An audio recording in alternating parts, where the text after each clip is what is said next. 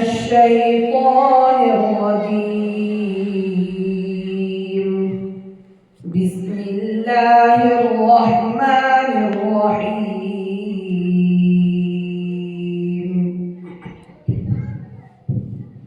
ولقد آتينا لقمان الحكمة أن اشكر لله ومن يشكر فإنما يشكر لنفسه ومن كفر فإن الله غني حميد.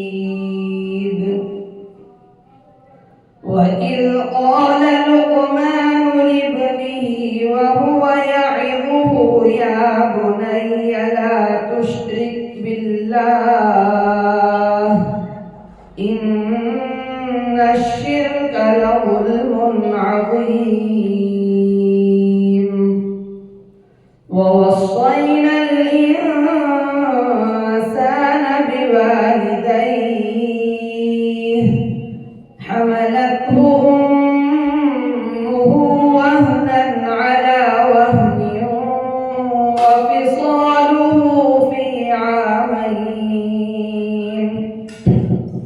وفصاله في عامين أن اشكر لي ولوالديك إلي المصير. وإن جاهداك على أن تشرك بي ما ليس لك به علم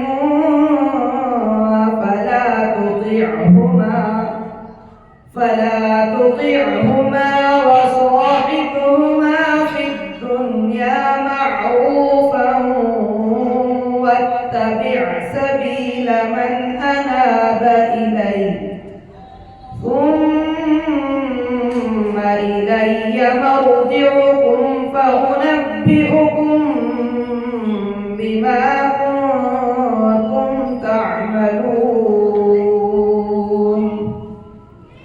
يا بني إنها إن تك مثقال حبة من خردل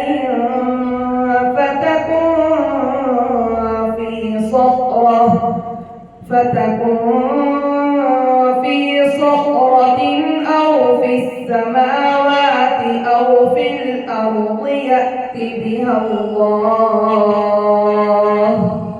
إن الله لطيف خبير.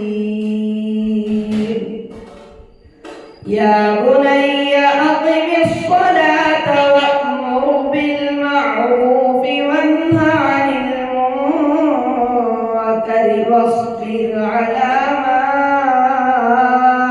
أصابك إن ذلك من عزم الأمور. ولا تصعر خدك للناس ولا تمش في الأرض مرحا إن الله لا يحب كل مختال فخور. واقصد في مشيك واغضض من صوتك إن أنكر الأصوات لصوت الحمير. صدق الله